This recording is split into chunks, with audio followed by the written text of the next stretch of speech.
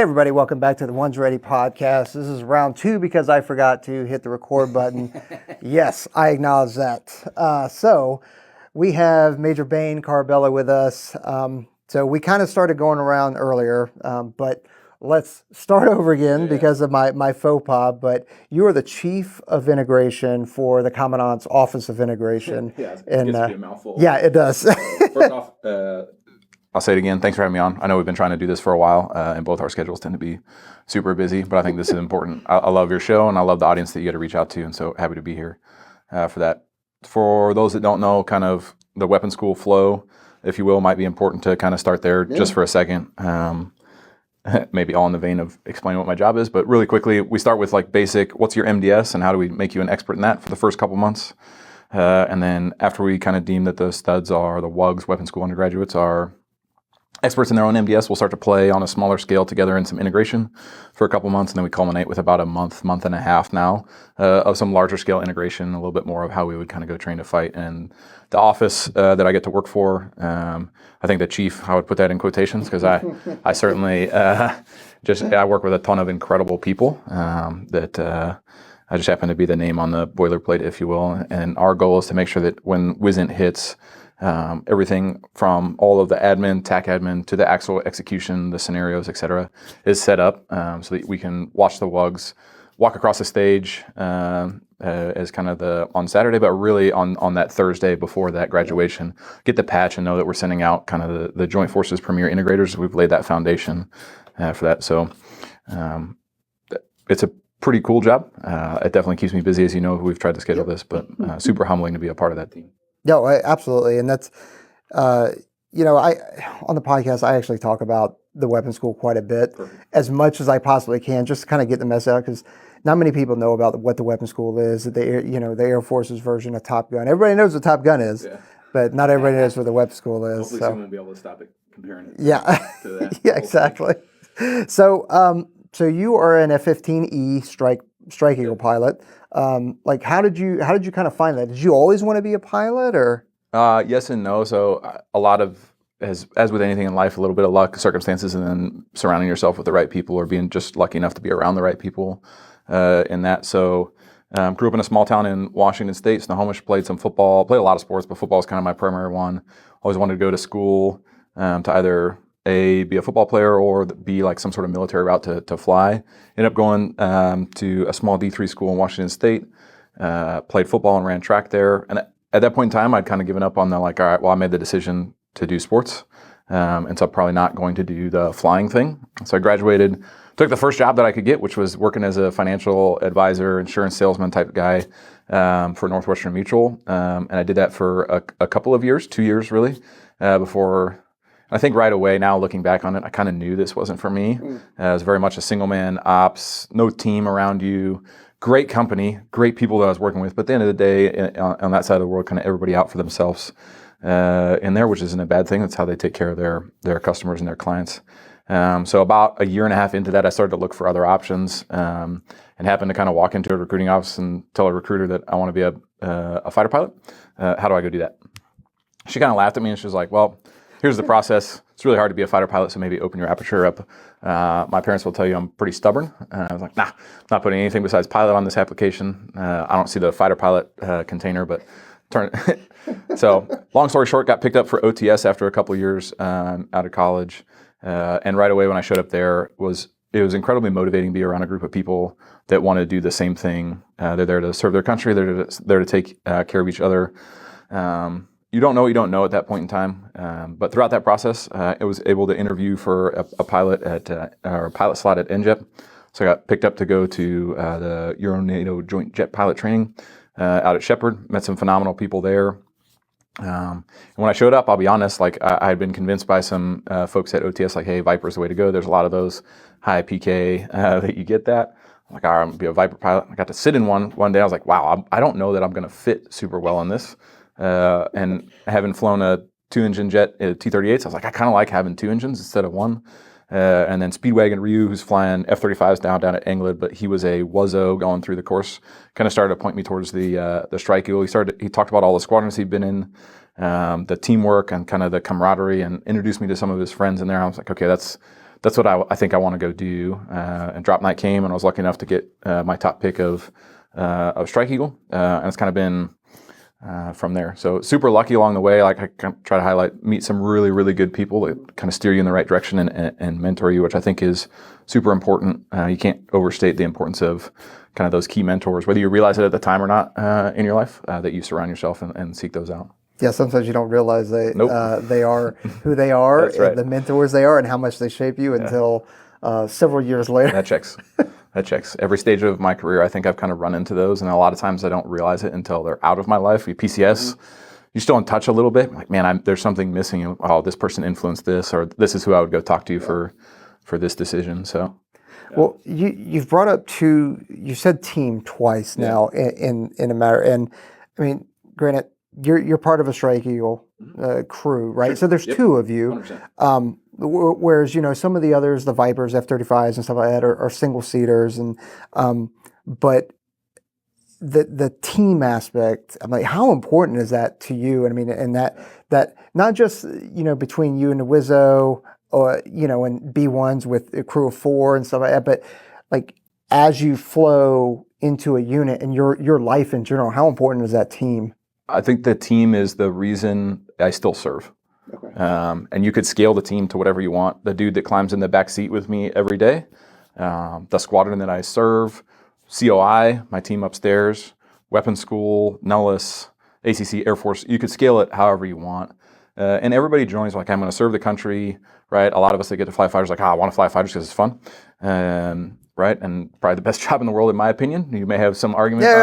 Whatever. You get to be around incredible people, see the world, all sorts of opportunities and reasons that people join the military. But when you boil it down, the reason that I signed on for additional time and want to stay in this for probably the rest of my life or until the Air Force kicks me out, says, hey, you got to retire, get out of here, is the team and the people around you. Whether, like I said, the dude in the back seat, and there's a lot of single seat dudes that'll hate on the crew concept, and it's not wrong, right? Sometimes 2 can equal a half, but a lot of times, especially that's why I came back to the weapons school to teach, is because 2 a lot of times equals 3 or 4 in there. And I think that mentality has also allowed me to kind of succeed in other avenues or be successful and kind of bring a little bit different perspective than maybe you get from some of your average dudes that don't get what we get here at weapons school. So that's a long answer to say team is basically everything to me. And I try and approach all of, whether it's in the cockpit or out of the cockpit, of doing the little things within the team to make sure that you're building people up and bringing people with you. Rising tide raises all ships. Yeah. No, it's something that we highlight a lot, and it's one of those things where it's difficult to, because it's not really a tangible thing, and there's an old saying, and I think it actually is on one of the monuments out in BC, out of Vietnam. It's got the 3 guys, one hand on his shoulder, and it says something to the effect of this thing of ours, right? And it's like, I really like it because it's not tangible. It's tough to describe. You ask any of us and we'll give you a different definition of it, and with a whole bunch of different adjectives and stuff. And it's tough to just pick it out. And I think the team mentality and that camaraderie is what keeps us in for so long, even through the times that, man, I'm not enjoying this assignment or this location or like whatever. I'm just, man, I'm got a lot more paperwork than I'd rather be flying or I'd rather be jumping or shooting or something like that, That checks. I think when you look at it, and you could jump on, name your meme stream right now. You could look at the media, right? Everybody has a hard time. The military isn't an easy lifestyle, right? And then you start talking about ops. It amplifies. You're gone all the time. A 12-hour day kind of tends to be a short day at times, especially at a place like the weapons school where there's no shortage of things to get done. And so I've loved this assignment, but there's certainly been ups and downs, and it's the people around me that I can lean on that make it worthwhile. And again, that's the reason I keep coming back for more every day. It's the reason that I'm willing to give everything myself to this place. Again, whether it's the 17th, the Strike Eagle Weapons School squadron that I fly with, whether it's COI, the Weapons School, Nellis writ large, it becomes really, really easy to say, is it me or is it them? And then when it's about them and other folks, it's just all the stuff, all the things that you're worried about kind of go by the wayside. I'm like, yeah, I'm willing to make a little extra sacrifice here to make sure that the team keeps going. Yeah, it's it aligns with that serve, Yes. right? Yeah. I'm serving my country, I'm serving my nation, my Air Force, but I'm serving those around me That's right. too. Yeah, I think the older I get, the more I've focused that servant. I grew up in a unique college football system where it was less about beating the opponent and more about kind of comparing to yourself in this like servant warrior mindset is what we used to call.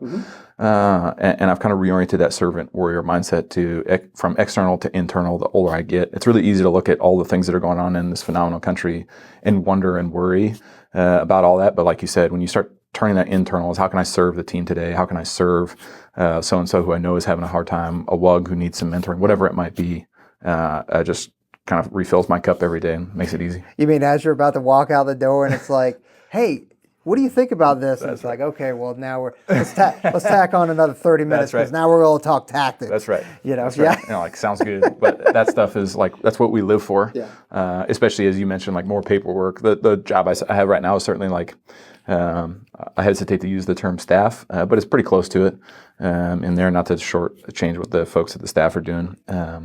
And so I live for those days in the vault. Like, hey, can I ask you something? Like, yeah, please. Am I still tactically relevant? I'm like, sounds good. Yeah, just wait till you get to my point. And then you're like, you're still in the tactical center of excellence, and yet you are so far just obsolete. I don't know. We might be relying on you to control a few airfields. We'll see how it goes. So I know how to do that. But yeah. Okay, so you don't have like typically, and this is just my own, I guess, kind of bias or what I've noticed throughout the Air Force is that your fighter community, for the most part, comes from the academy. They have the overwhelming academy, and then you have your ROTC, and then you have your off the street kind of folks.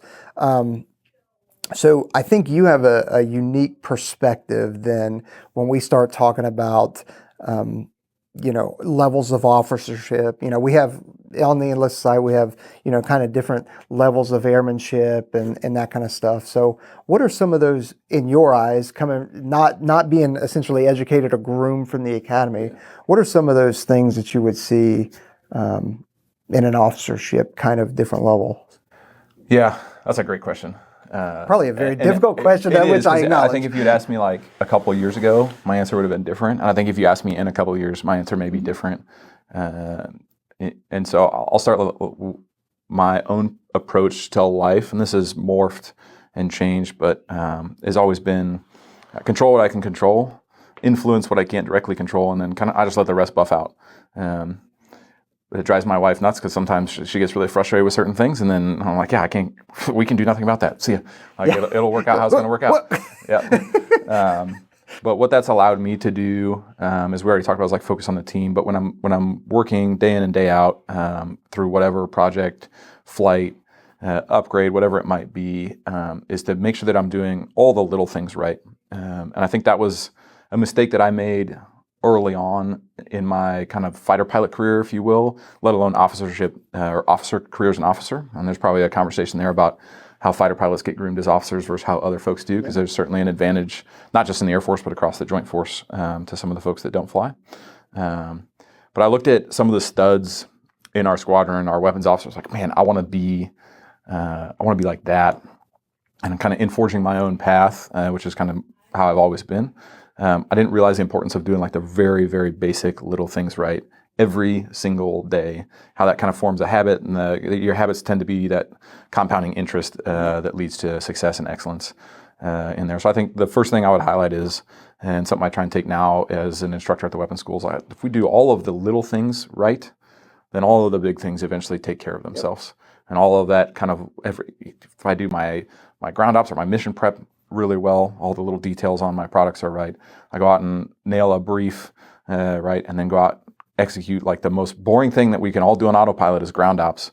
But the worst sorties I've ever had are the ones where I'm like thinking about, I got to do this when I got to get back in. I got to send this email. I'm writing notes on my lineup card about stuff that has nothing to do with the sortie, and my brain isn't fully engaged. Whereas if I'm really fenced in and focused on how I'm interacting with the crew chief, how me and the whiz are recording anything that's going wrong with the jet, what's going on the comms that we can hear. All those little things generally lead to a pretty successful sortie. And the same can be said inside the sortie itself. How are you thinking about to and from the airspace, the fight, et cetera. And that translates pretty well to as you start to get these larger and larger jobs, at least on and I think this is why you tend to get dudes that come from a fighter background that are fairly successful. At some point in time, we all recognize I have to do all the little things right. And there's not a lot of super sexy things about admin intensive, QEEP intensive, or staff intensive jobs. But if you can nail down the little things, and for COI, nailing down the things like making sure that we have all of the airspace booked, all of the facilities, all stuff that nobody wants to talk about on this podcast. But that then allows us to do WISNT really, really well. Because we get there and we're not putting out fires. We're executing, probably the joint forces premier integration at a tactical level type of exercise. And there's something to be said for all of the work that the team does going into that. So that's a long answer to say, I think the biggest thing is doing the little things really, really well. Oh, for sure. I mean, yeah, and that's something that I was told at combat control school was take care of the little things, big things will follow. And it's one of those things, and you could boil all the way down to getting a workout in. Yeah, right. 100%. If I sit here and I miss my morning workout, which I think you work out in the afternoon, morning, or do you work out in the morning? Guy, okay. so I'll walk you through my routine if you want to know what it is, because those are the little things in my mind. Is I wake up, right, multi of items. I've eaten the same breakfast. Again, another thing that drives my wife nuts. I've eaten the exact same breakfast for like 4 years, so that might put me in like the sociopath realm or something. But like whatever, it's energy I need for the workout. And then depending on the flight schedules when I wake up, because if I don't get a workout in before I fly, I probably won't work out. My body will feel tired by the time the debrief's done. So I'll work out. I hit 20 minutes of breath work, and some of those days that'll be kind of combined with a meditation session in there. Eat a post-workout meal, and then it's on to the rest of the day. And those core things start my day off. And I can tell, like, I just got back from a TDY where the schedule didn't allow for that. I'm talking like 2 a.m. workout, which my line is usually like, I'll work out at 4 a.m., but once we get much left of that, it's going to be hard to then get a productive day in over and over again. And I feel it getting back from that TDY of like, there's something off, something just not quite right. And jumping back into that routine yesterday was like, oh, okay. This is where I'm supposed to be. I'm good. So no, it's exactly right. And it's, if I don't get it in the morning, the percentage of me actually getting it in for sure. is in it, and it bugs me. Like it's sitting there just on my shoulder, just talking to me, and it sets the tone for the day. For sure. But even though my body I prefer it in the afternoon. I'm a little bit more awake. Yep, same. Yeah.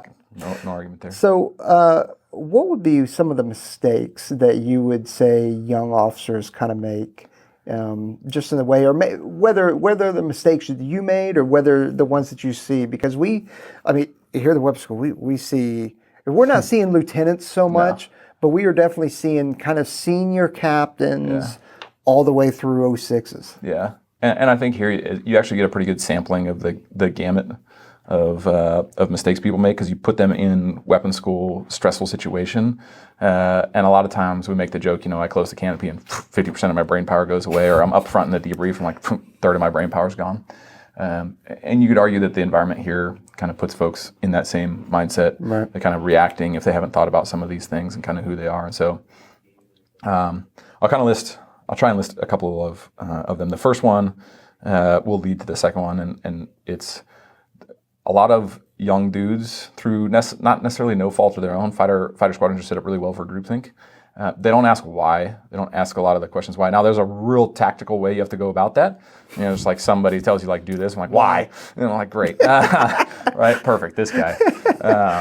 But, it's a little bit different than you get told to do something. Yep, go execute it, et cetera in there. My philosophy is 3-6-9, so 3 months of just like, shut up and do what I want. I've done this my entire career. Shut up and do what they want. Kind of go along, take some notes. That 3 to 6 month period, I'll start asking some questions. A little bit of that's where the why will come out, and then somewhere in that 6 to 9 months, I'll start poking and prodding about, well, what if we did some things a little bit different here, and here, and that served me fairly well. I was taught that a long time ago by one of my first weapons officers. I think young dudes want to ask why right away. They get crushed. Right, and I made this same mistake early on. This is why I got taught this by this weapons officer. You get crushed, and if you don't have somebody there to kind of pick you up and say, hey, you're asking really good questions, or you're thinking this is what we want, but here's the way to kind of go about that and how to actually affect change. We lose that curiosity and that natural kind of energy and enthusiasm from our young folks going in. So asking why and doing it in a way that doesn't get you punched in the face, but actually gets other people thinking about, hey, why are we actually doing this? Why do I do triple pits on a Thursday so everybody's broken going into Friday, or Tuesday so that the rest of the week is trash, or whatever it might be? Why has our turn pattern always been like this? Hey, why is our primary mission focus this, but our doc statement says this, et cetera? Why are we training against this threat? Recent one that we recently went through here at weapons school, like, hey, why are we training against 1980s Russia when we should be probably fighting 2023 China? All sorts of whys that you can ask, and that translates well throughout your career. And I think that leads me to probably the more important one, and the one that took me too long into my career to do. And I think that some dudes never actually get to this. And again, same weapons officer that pushed me along this is you need to figure out who you are, what your purpose is, and then kind of what your value system is. Because at some point in time in your military career, whether you're a flyer or not, your identity is going to get challenged. Your values will get challenged. Your purpose will get challenged. It may flat out get taken away from you. And knowing who you are is really, really important. I see a lot of young dudes tie everything into, hey, I am a four-ship flight lead, or I am a first assignment instructor, or I am this. That's just your job. That's what you do. How you do that job is who you are. Do you come to work every single day and do the little things right? Do you take pride in how you make the corn every morning as a lieutenant, et cetera, in there? So I think the approach... The corn is at the popcorn? Yeah. Popcorn, yep. Our lieutenant in the 17th right now has got a real nice... I just ate a batch that he made real nice. Shout out to Jason. He's crushing it. But I just got back from the academy a few weeks ago and kind of gave this... warfighter's identity crisis talk. And the theme was, the earlier you can figure out who you are and what your value system is, now you can take that to every single thing you do. So if you go through how many dudes right now are burnt out because of the ops tempo and the pace, well, there's some of that certainly induced by the Air Force, and sometimes you just can't say no. Some of that's also induced by us, and in that value system, if you figure out what's important, a lot of dudes will put family number one, and I think that's great. My wife and my dogs are at the top of, I'm not responsible enough for kids, so my wife and my dogs are at the top of that list, and so it allows me to say no to certain people around here that otherwise maybe I wouldn't feel comfortable saying no if all I tied my identity to was, hey, chief of integration, so I got to get everything done. Like, no, I'm going to go spend some time on me, on Meg, et cetera, in there. So I think if you can figure out how to tactfully ask why throughout your career, both as a young dude, and then you see a lot of colonels and above that also don't know how to correctly ask why, whether it's down or up, or explain why down or up. That helps. And behind all of that, I think you have to know who you are, and you have to separate that identity out from what you do, which is a really common mistake, I think, in the military. Do you think, so there is no such thing as a work-life balance. It's an ebb and flow. Sometimes, the Air Force or military in general is just going to take, and you've got to surge. And it may not just be a 24, 48-hour period. No. It could be several months or maybe even a year. And then there's other times is, okay, now it's a focus on the family or yourself or whatever it is. Yeah. That's without a doubt the true. There's no such thing as work-life balance. That's all bullshit. And people get really upset at that, and they want, like, well, I'm going to fix it. Well, you can't. One of the things that drives me nuts about I think it's ACC's slogan, mission first, people always, or people first, mission always, or whatever it was. We should probably know that. It probably should. I probably should know that. Yeah, go ahead and edit that out. Make me smart. But you can't have both. You just can't. No, you can't. Right? And so I think it speaks to, you have to pick or understand what the job is. And if you look at what we're trying to do kind of around the world right now, all of the deterrence, right? Are we choosing deterrence over readiness? Yeah, probably. I can tell you, speaking from the CAF squadrons right now, they're hurting bad. We've got people in places that message strategically like, hey, we're here. And so the same thing goes for us. Like, hey, what's the mission? Right? At a certain point in time, right? Yeah, you're in the military. You're going to have to shut up and color and go. But being able to anchor back to who you are right? That kind of value system that gets you through that. And then when you get back on the backside of that, I'm like, okay, sounds good. I'm going to say no for a little bit. Now's a time of no, and recharge and refocus in there. So you can't really have that, as you alluded to, that balance, the one or the other. Is kind of the choice, unfortunately, at times. Yeah, and that kind of value system is, Bane, you are Bane, but you just happen to fly F-15Es. That's right. Like, that's not who you are. That's not what defines you. Yep. You're so much more than that. Just like I'm so much more than a combat controller. It just happens to be the kind of methods and means that I conduct business. One of the things that goes into that 20-minute breath work that probably helps explain this a little bit better is I do a 5-minute gratitude practice to start that all off. Like, hey, what are the 3 things I'm grateful for? What am I going to go and do today to make today a great day? That's a very controllable thing. And there sometimes that's like as simple as like, I have 3 meetings. I will be patient with the idiots in these meetings, right? Wait a minute. How many meetings have we had today? I've been in those meetings. That's right. So you know what I'm talking about. And then at the end of every one of those, I kind of lay out my values. So it's I'm disciplined, adaptable, happy, hungry, and bouncy. I hate the word resilient because the Air Force has made it like a 4-letter word. Like, hey, we got a resiliency day. What am I going to do with this forced fun? That's like leader. That's right. It's way overused. Way overused, right? And it's not that resilience is a bad thing, but I kind of retermed it on my own of like, hey, there's going to be times where I'm going to get knocked down and I want to bounce back up. Or there's going to be times where I'm going to try and dodge this punch and I probably need to be a little bouncy in there. So bouncy is mine. And so for the last 4 years, I've essentially put that into practice.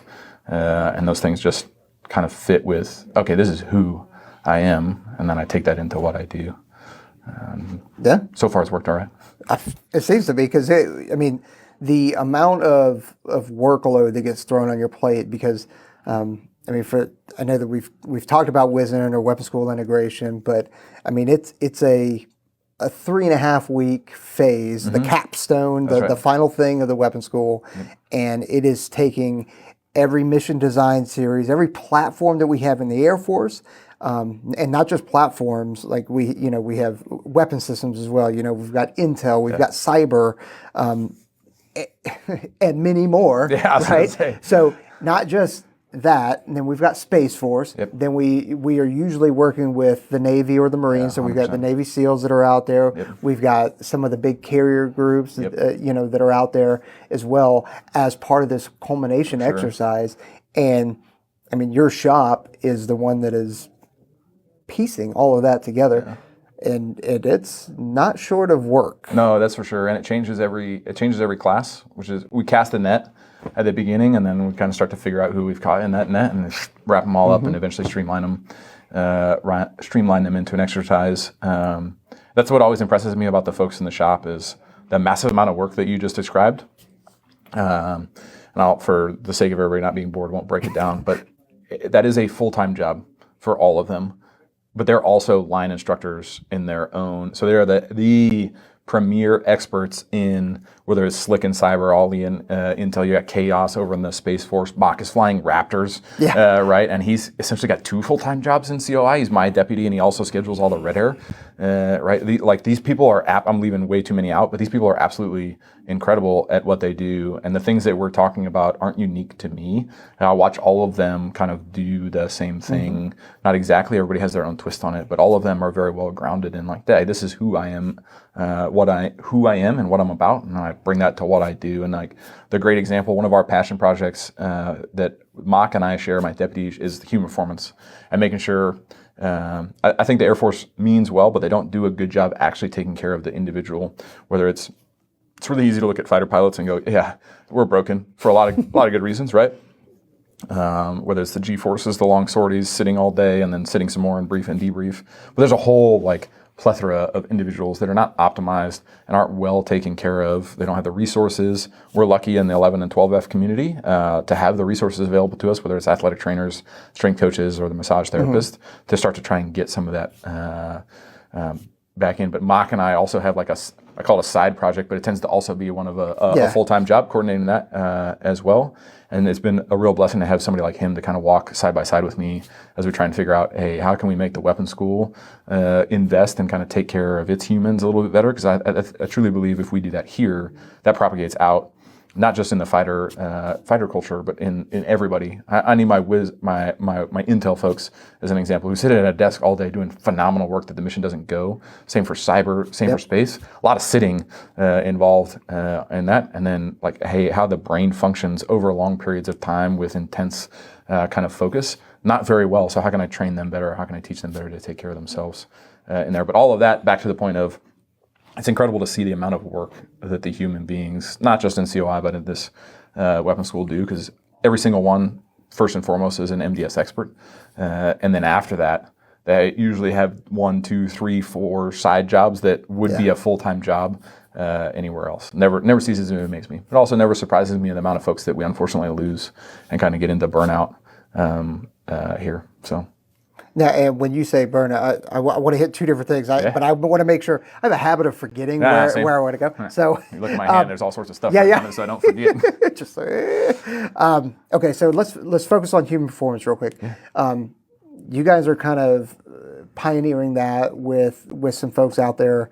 I won't say the name just because I don't know what I don't want to get us in any kind of trouble or them, but. Like, what are some of the things you guys are trying to get after, other than just making sure that folks are healthier and that kind of stuff, but like any kind of optimization kind of thing? Yeah, I'll try and keep it broad brush. And you tell me if you want to go deeper on a particular topic in there. But where it came from, and I hesitate to use the words pioneers so much as like a little bit of a revector from operators, is when OHWS spun up, I think now 3 or 4 years ago. It was an initial hack by Air Force. Hey, let's throw a bunch of money at this problem. Like $25 million was the initial budget, and see if we can start fixing fighter pilots, which is great. We certainly need it, but it's too small a scope, and there wasn't a whole lot of a plan on how do you get some KPIs or your key performance indicators to make sure that the money that we're spending and the time that we're having these individuals invest in themselves is actually getting you what you want. So we're lucky enough to get connected with some really good folks, really from around the United States. They're like, hey, we're passionate about this. And we want to help you guys.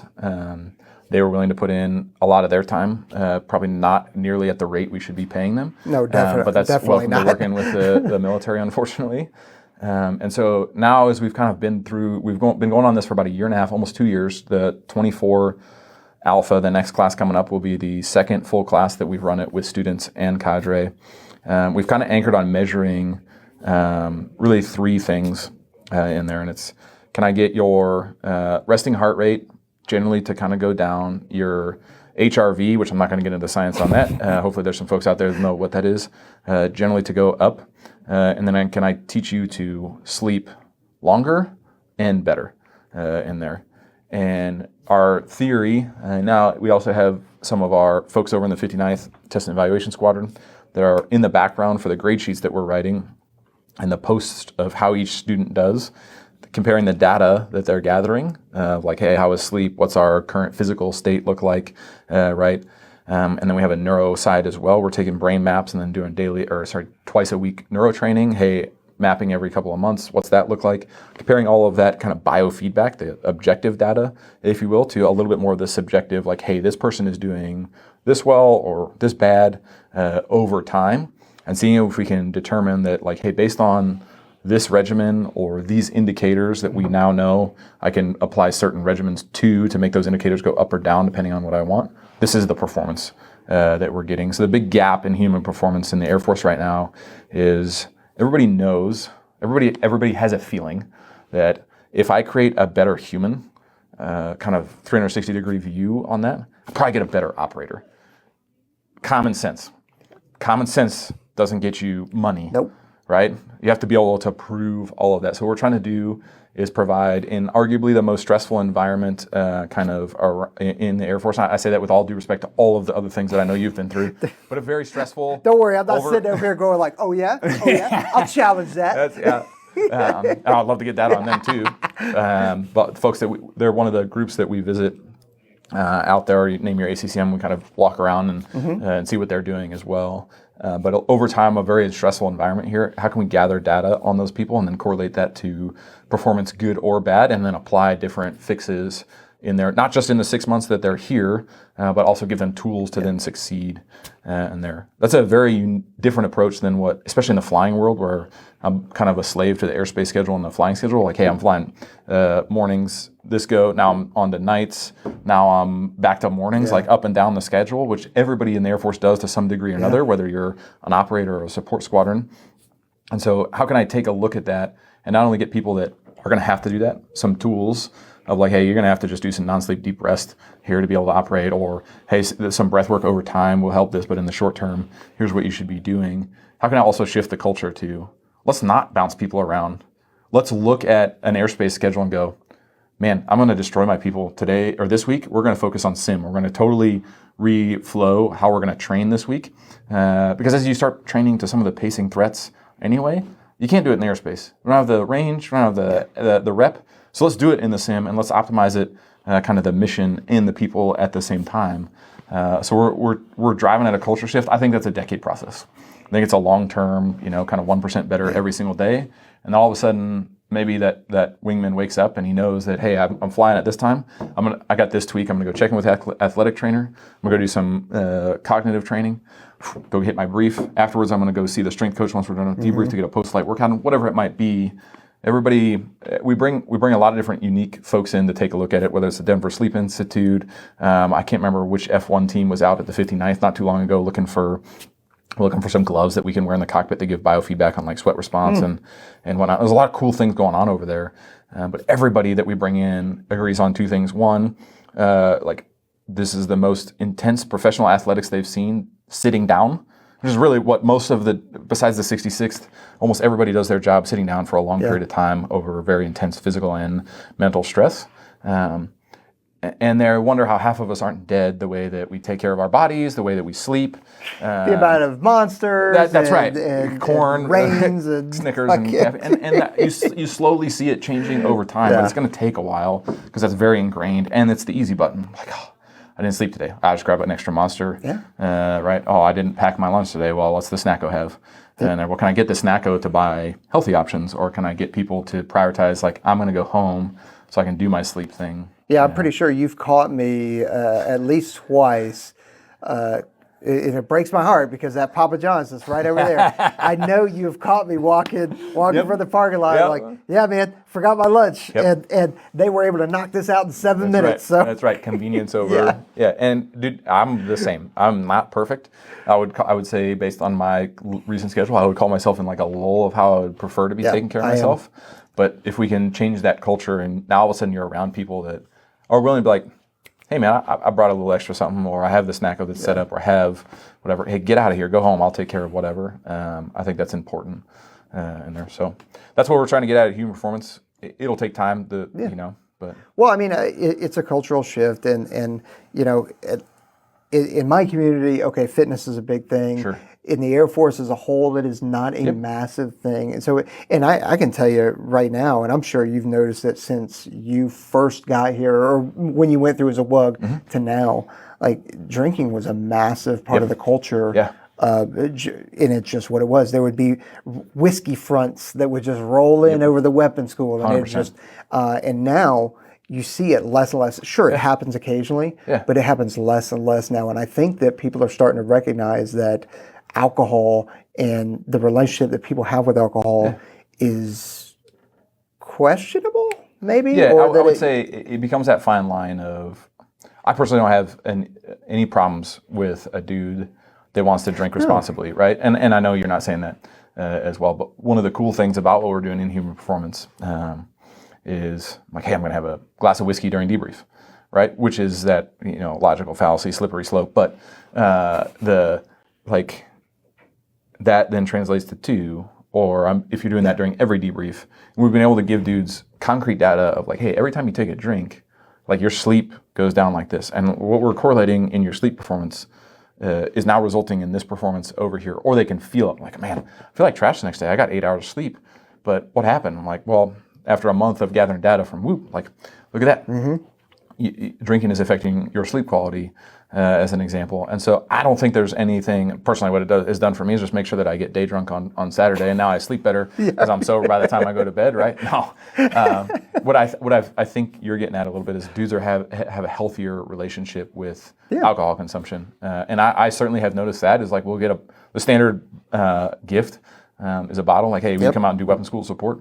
Some of those bottles that we get would be gone like over the course of a week, and now they're lasting longer. And we're also, oddly enough, we're starting to get gifts of like Celsius or protein packs. I get more use out of that, which I really like. Yeah, like okay, it was like this is not a terrible direction as well. Somebody's gonna yell at me for caffeine advocacy. Oh yeah, I know. And hey, I'd be lying if I don't drink coffee or have a Cardo Max kind of thing in here for caffeine or hydration. Like I'm going to. But it's like anything else. It's about having a healthy relationship and understanding the pros and cons of like, okay, I need this. Whatever, this caffeine right now, or I'm going to accept that I'm going to ingest this caffeine, and here's how I'll either taper it off or my routine to make sure that it is like I don't drink it after 1 o'clock, so that it's not messing with my bedtime based on the half-life or whatever that might be, depending on the sliding scale of your circadian rhythm. As an example, same goes for alcohol, same goes for food. Like you're making fun of Papa John's, but I just spent a half a week TDY in Colorado, and like lunch was Domino's. I'm like, well. Here we go. Yeah, sounds good. I'm gonna have to adjust for this in other meals or in my workout or whatever it might be. I think it's just about that understanding of the give and take of all of that.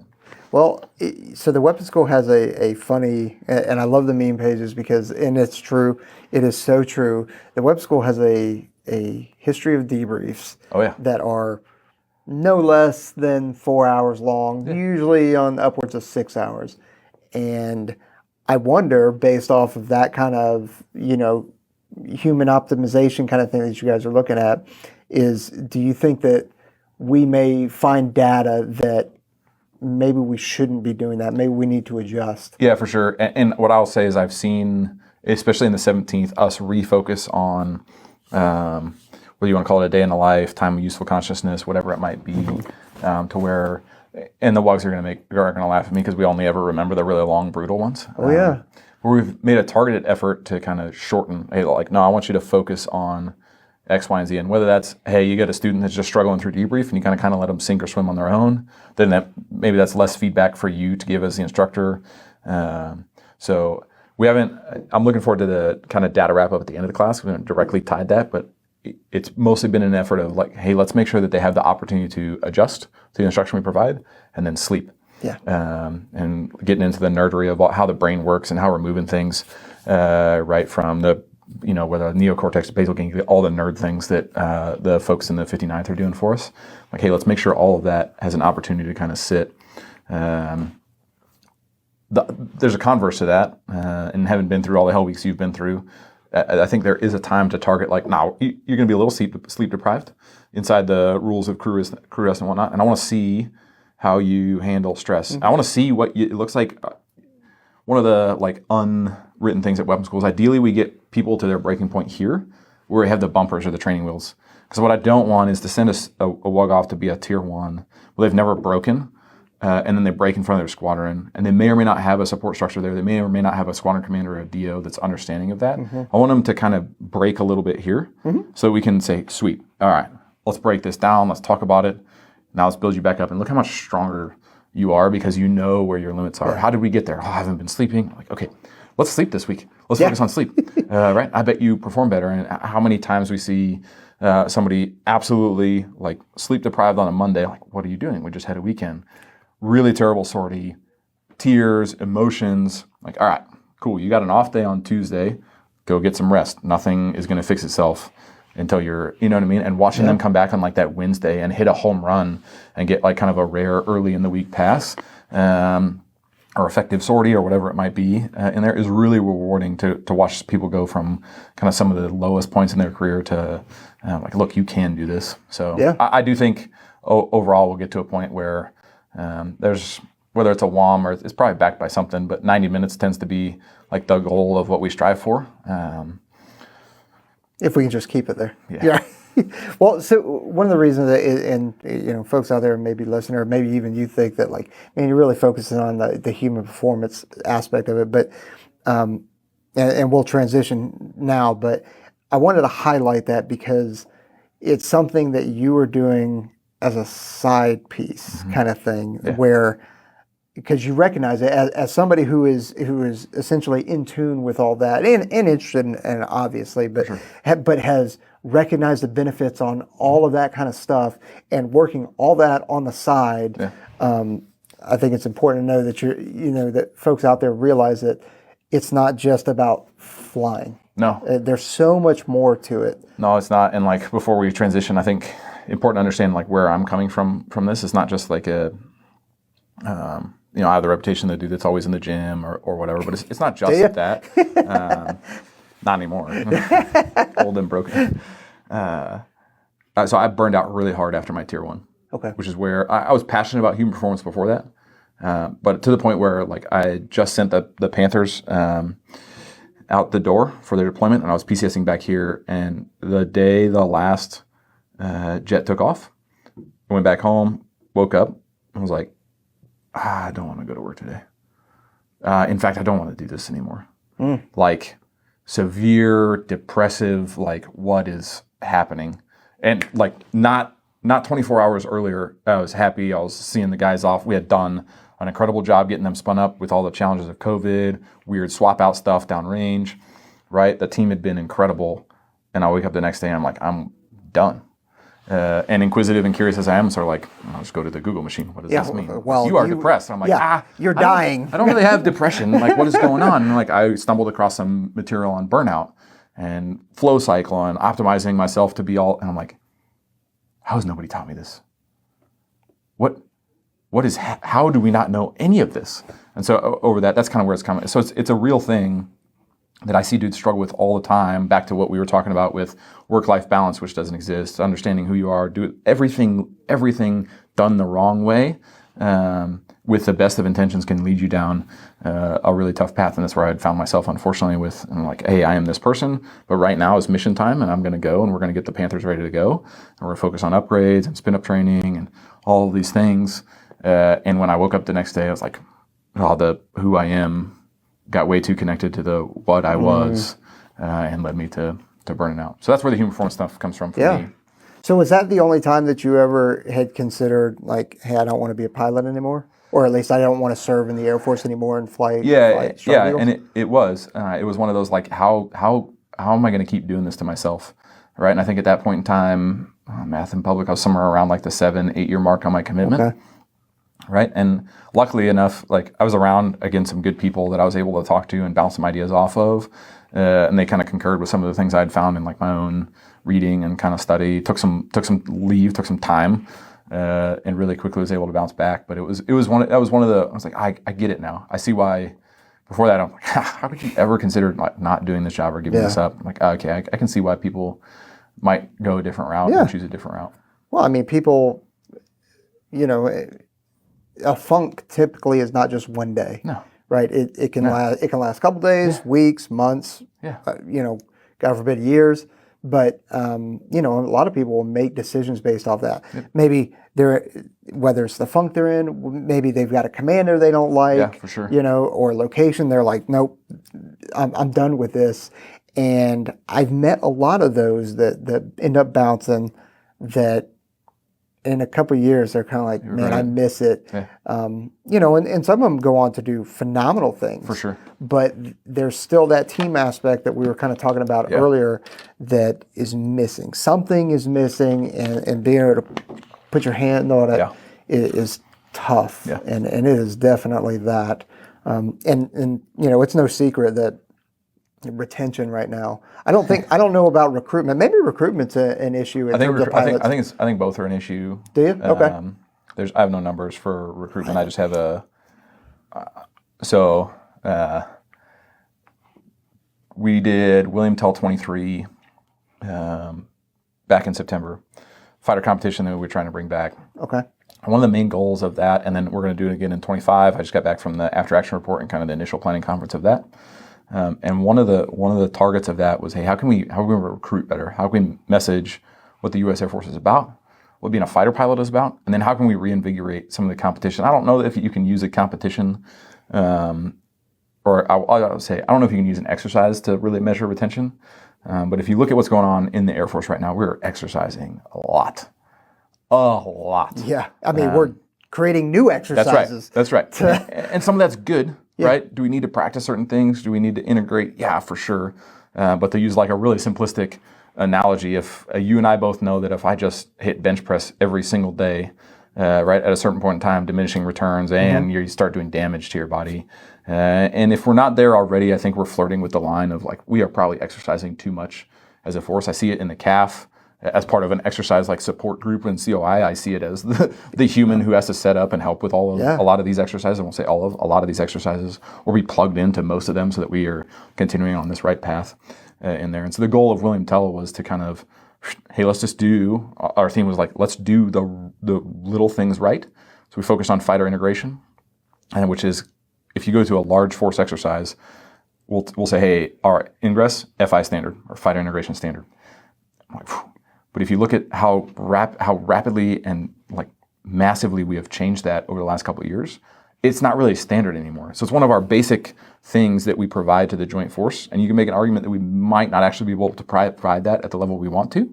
And so okay, let's do fighter integration really well. What feeds into fighter integration?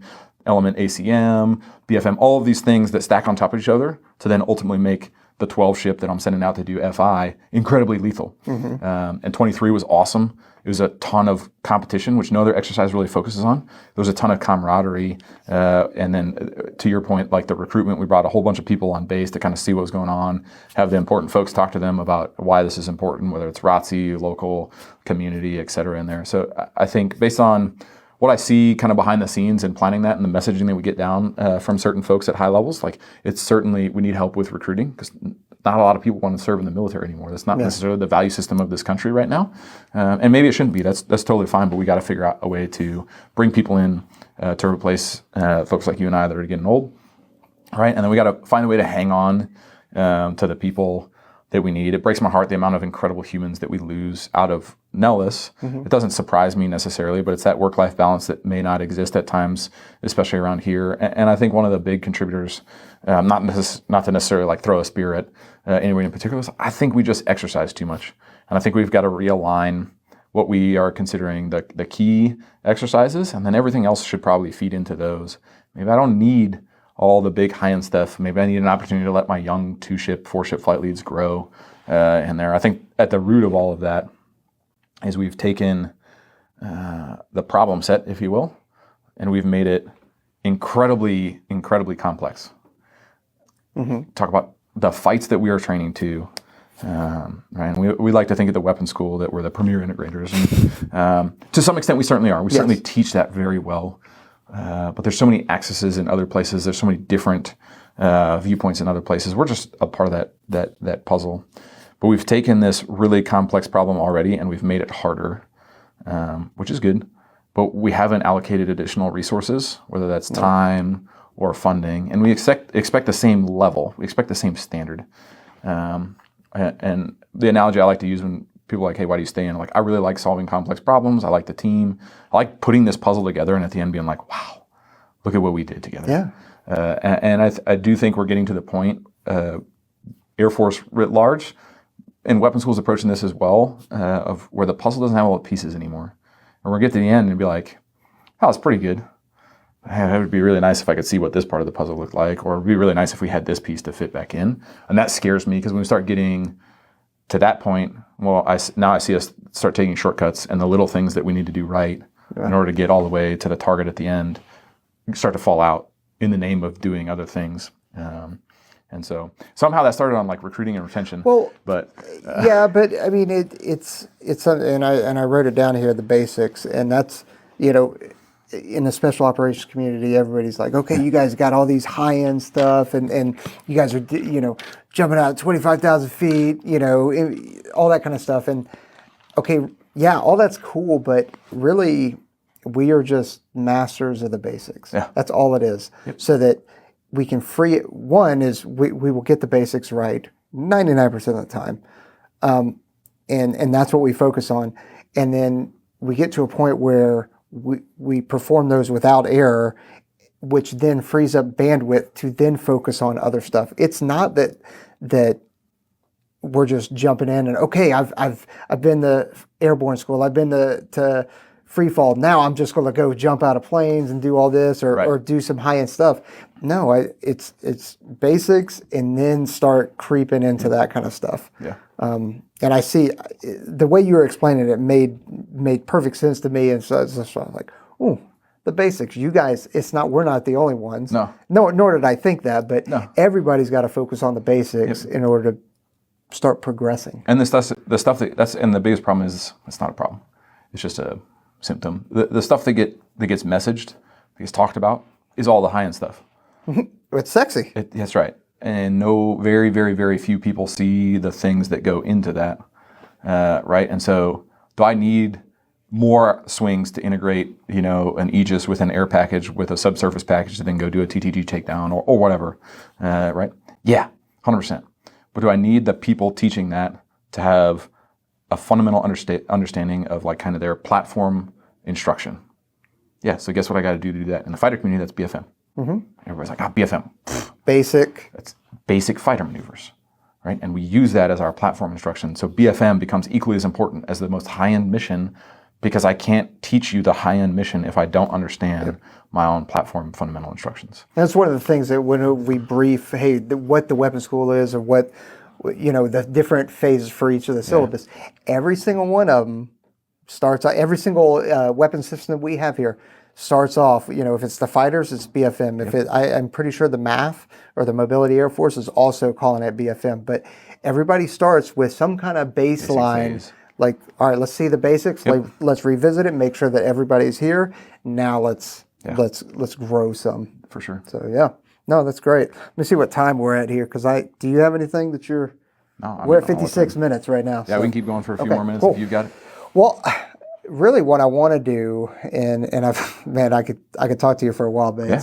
But I want to hit what your advice would be for folks out there. And this is, and I want to, you can go as narrow as you want, or you can take it as broad as you want, because our demographic is anywhere from 15 to 35-year-olds, folks that want to, typically it's folks that want to come to the soft community, but we've had quite a few pilots that have pinged us, and it's unique to be able to get you on here, which is awesome, and I definitely appreciate it. And thanks for having me. So I'd love to get your opinion on some advice that you would give anywhere from somebody who's in high school, who's in college, who's at the academy, or just kind of off the street and going like, hey, I think I want to go serve my country and fly. Yeah, specific to that. So we've talked about a couple of things I would normally throw down with, right? My philosophy in life: control what you can, influence what you can't, and let the rest buff out. And then kind of figure out who you are before you go do what you want to do. What I would offer folks, and what profoundly changed my life, is somebody once advised me, like, go figure out what your purpose is. I'm like, I'm gonna be a first time instructor. I'm like, no, you dumb. Figure out when you're looking back on your life 60 years from now, what makes you happy, what gives you satisfaction. And they're like, 60 years I've been alive for, at the time I've been alive for 28 years. How am I supposed to think that long? But it forced me to get into this kind of thought exercise of like, hey, over time, everywhere I go, what can I be proud of? And I settle on what I call, or what has been termed, it's not original to me, massively transformative purpose.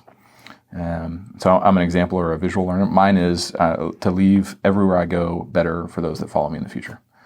And so if you can figure out what your purpose is, and I don't mean like what your narrow purpose is, but if you can figure out what your purpose in life is, that generally will apply to anything that you're going to be asked to do. Whether it's go do a 18-mile ruck with however many pounds you have on your back. I'll talk about the distance. That's probably too short. It's probably too short, right? Well, however far you're supposed to go, or however many times you have to redo a ride, or however many days you have with a crap commander because he doesn't see the same as you. If you have that purpose, every single day you can wake up and orient on that purpose. Now you have kind of a North Star in your career. And the second thing that then allows you to do is to work really, really, really hard on something that you're passionate about. So if you find over time that you're losing passion for that purpose, then reorient, figure out what the next one is. And it's okay, some trial and error. It took me some trial and error to find mine. And then sacrifice the things that don't feed into that purpose. And I think people have a really hard time, especially in the age of like social media. I got to get likes. I have to make everybody happy. Like, there's some philosophy out there, hey, you're the sum of the 5 people that you spend the most time around, whatever it is. Cut everything out of your life that doesn't feed into your purpose, that doesn't feed into making you happy and hungry for the next thing, the next step in there. And so if you can define what you want to chase, what your purpose is, very, very long term, not like the next couple of years. And then you can kind of make the sacrifices to orient you on that. I think people will be pretty happy with their service, whether it's in the military or out of the military. Yeah. Oh no, I'm a firm believer of the whole 5. You are a sum of all the 5 people that you. That's hard to do. Yeah. It's hard to look at a dude that you've been around for like 3 or 4 years in this time, and you're like, you're actually kind of a trash person. Yeah. I don't know how to tell you that. Kind of toxic. Sorry, maybe I'm a bad friend because I didn't tell you that for the 3 years we were hanging out. Well, that's a whole nother thing. Yeah. Is how many people do we know, whether it's friends, whether it's bosses, or even peers and or subordinates, that you're like, man, I'm gonna kind of let that slip. Yep. Maybe you're just having an off day, and then that becomes a norm, and you're like, oh man, if only I had course corrected that right at the very beginning. Yeah. You'd be in a different space. I'd be in a different space in this organization or whatever we're working on. But we kind of let it slip because it's tough. It's tough to give honest feedback because one, you never know how somebody's going to take it. 2 is now, am I an asshole or actually now, as I'm thinking about it, am I out to lunch now? Like, am I perceiving that correctly? And that comes back to like, who are you? Yeah. Where are you at? And I think this will get me in trouble on my next security clearance, but I think it's worth giving the Chinese culture a little bit of credit. I'm reading an interesting book right now. It's called The Avoidable War. I think Rudd is the last name. Kevin Rudd. I can't remember. That might be the actor and not the author, but former Australian Prime Minister. And in the intro, he talks about a Chinese term, which I won't even try and pronounce, but essentially means in the Chinese culture, if you're really a friend, then you can speak directly to each other without fear of the relationship falling apart. And that, whoa, let me go back and reread that again, like do my standard Wikipedia. How do I spell that word, let alone pronounce it? Like, that is profound. If you think about all the things you just talked about, like, it doesn't matter. If we are friends and I am out to lunch, then you'll have a counterpoint, we'll have a conversation. If we are friends and I am accurate, you're going to be really happy that I fixed it the first time before you made an ass of yourself for the next 2 years. It makes me sad that is not the common reaction right now in the United States. Yeah. Like, if I have something or if I see something, I want to bring it up to you. It seems like that just creates chaos and anarchy and fighting. But I thought that was a really profound concept. Not the only one over there from a cultural perspective that they have that is pretty interesting. Well, it's like when somebody, we go out to lunch, right? We'll go out to lunch and you bought me lunch, whatever, because my card wasn't working or something like that. And, in reality, you're probably like, whatever, it's only $15 or whatever, right? Yep. And we just go about our day because I forgot, I didn't pay you back. A week goes by and it's like, man, kind of owes me lunch, or I owe money. I went out and bought gifts or whatever. Sure. In reality, I've just forgotten. I want you to tell me, hey, dude, you still haven't paid me that $60 from when I bought all those gifts. Yeah. Oh, dude, my bad. Like I want you to tell me. There's nothing malicious. It's just all the different things that we have going on, and I've just forgotten. And I think we are really good as human beings at painting the worst picture possible, when in fact, if you just throw yourself in the other person's shoes and just get a little perspective, which is hard to do, right? It requires some life experience, and then it requires somebody telling you like, hey, what about from their point of view? You're like, oh man, we could throw all the things of advice at people, but that's something else that I've only recently started being able to do. It's really easy as a fighter pilot. We get taught, essentially lean forward, make decisions, get things done. And that's not the culture of the entire Air Force. It's not the culture of the entire DoD. And so it's really easy to have an interaction with somebody, right? We get a reputation for this. And we're like, oh, good. It's Thursday and your office isn't open. Sweet, F me. Well, like, why is that? Why does that organization feel the need to do that? What's the culture there? Maybe it is a bad culture, who knows? Yeah. But maybe there's a reason behind all of that, which goes back to what we talked about earlier. It's like, hey, if I can ask why, if I can build some perspective, then I can probably have a better picture and make decisions a little bit better. No. I mean, that's whether you're coming in to be a pilot or special operations or whatever, like that's just a good life skill to have. Checks. Yeah. Awesome. Well, dude, thank you. Yeah, I really appreciate it. Thanks, man. Absolutely. It was great being on. Everybody out there, don't forget to like, subscribe, hit the, I don't know, notification bell, something like that. I'm supposed to know those kind of things. That's all right. I figure you'll put it in at the end. If anybody wants to reach out and ask questions. Yeah, you're good with people hitting you up? By all means, you can pass them my email or my phone number. Hit me up upstairs in COI. Yeah, I was going to say, don't say your No, I'm not going to say my cell phone. I get enough spam calls as it is. Yeah. But if anybody reaches out to you and has questions about me, bullshit flags or whatever, by all means, point it my way, email or my office number upstairs. Will do. All right. Thanks, everybody.